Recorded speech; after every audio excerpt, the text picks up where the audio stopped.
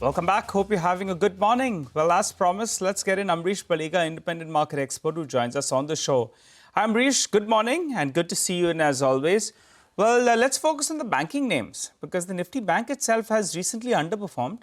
What's your view on IndusInd Bank? There's that news piece that's coming over the weekend that the shareholders have defeated the resolution for promoter to appoint an additional director. Well, the management has come out and said, they clarified that, they're happy to iron out any kind of issues.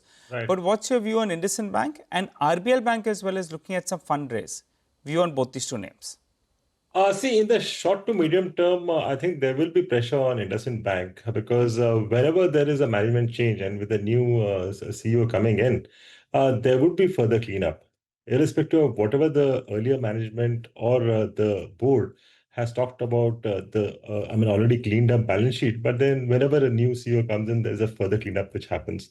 And that could also surprise the markets going ahead on the negative side. So I think for the time being, we should see pressure on IndusInd Bank. So right now, I would not recommend.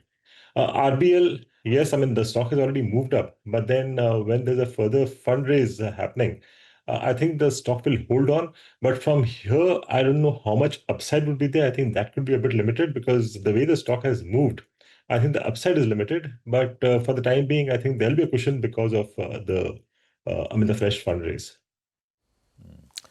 Ambareesh, hi, good morning. Markets, overall, what's the view? A bit of a downdrift, right? And the rupee also not helping at the margin. Hit a new all-time high, past 88. What's the view building?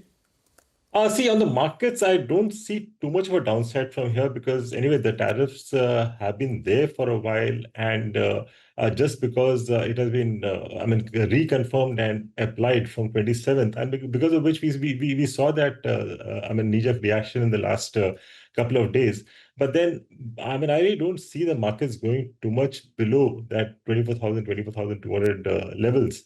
And let me tell you, as investors, we have a choice. Unlike a business owner, I think as investors, we have a much larger choice because the business owners who have been affected by tariff, I think it'll be very tough for them, at least the near future, at least in the medium term. But then from a market perspective, I think tariff has also created some sort of opportunities because, we have clearly seen that the government is working overtime to push consumer demand.